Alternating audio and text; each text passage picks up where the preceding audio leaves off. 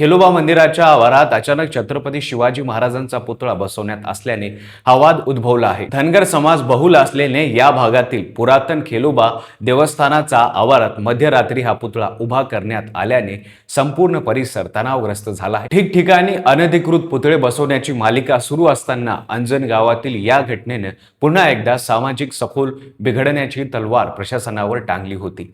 देवस्थानाच्या जागेवर हा पुतळा असल्याचे स्पष्ट झाल्याने दोन समाजात थेट आमने-सामने स्थिती निर्माण झाली होती. यातच ओबीसी नेते लक्ष्मण हाके यांच्या ठिप्प्या आंदोलनामुळे वादाला आणखी तीव्रता आली होती. पुतळ्याचा हा वाद 1 एप्रिल रोजी मध्यरात्री सुरू झाला.